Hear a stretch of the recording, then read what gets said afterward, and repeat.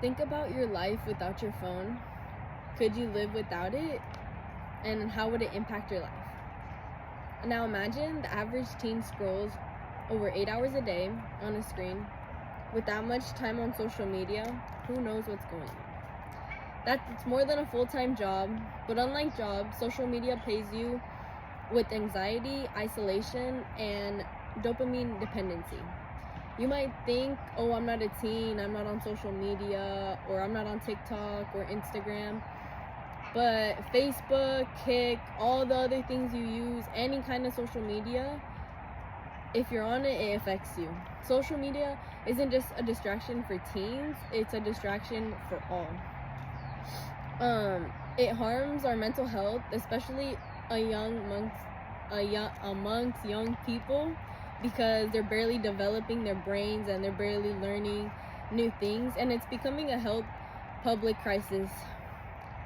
Today I'll argue that social media is a real addiction, and it's the dangers that it has to our brain, mental health, and that it's not up to just our parents to restrict us, or the tech companies to put age limits, but it's also important for us to be able to take accountability and know when to stop scrolling and enough is enough before more damage is done and your brain just completely fries.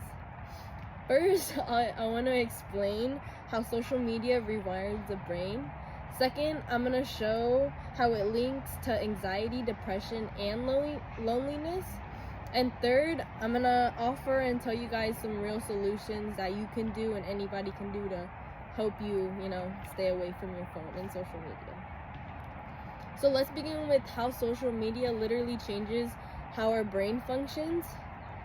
Social media triggers a dopamine, which is like the brain's reward chemical. So it's like the same one that's activated by like cocaine.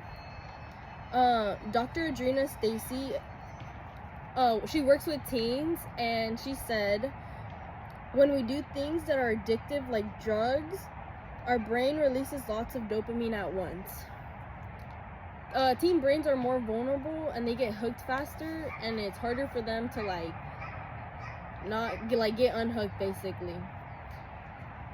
A study in 2023 by JAMA Pediatrics found that teens who check social media frequently show greater sensitivity in brain regions tied to social media feedback.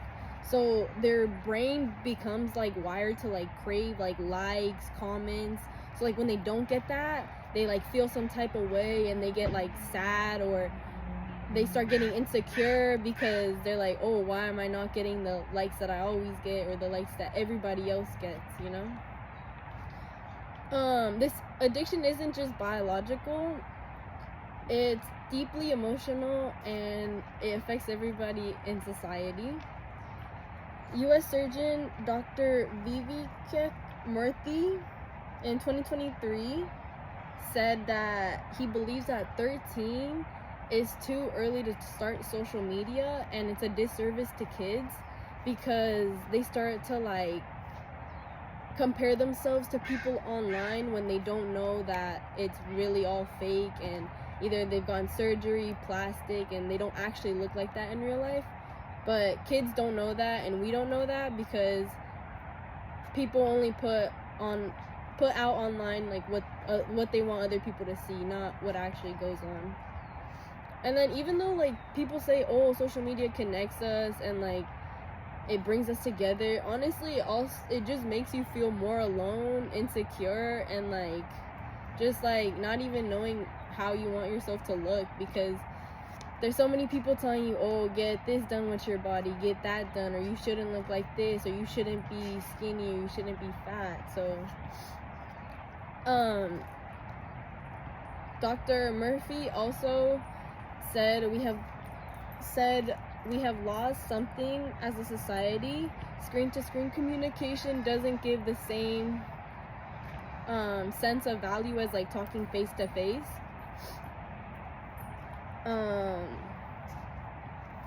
So the solutions that we can talk about and do to fix this is instead of like wanting to scroll or like keep being on your phone, like go do something else, take a walk, go to the park, play a sport.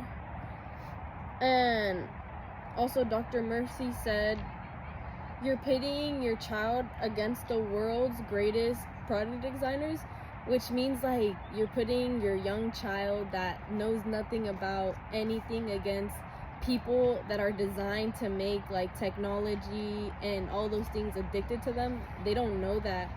So like you're putting your child up against like some of the greatest people that are designed to make things addictive to kids. And it's just like, that's why lawmakers like Murphy are pursuing for more regulations, age limits, and like safer algorithms for kids, just to make a safer digital environment for kids.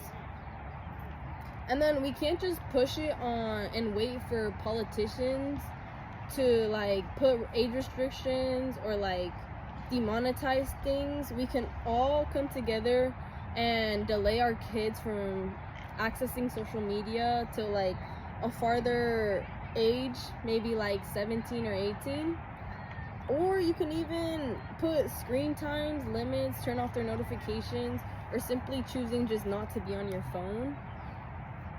All these small actions like really matter and can help you in the long run not be addicted to your phone and not feel some type of way or depressed.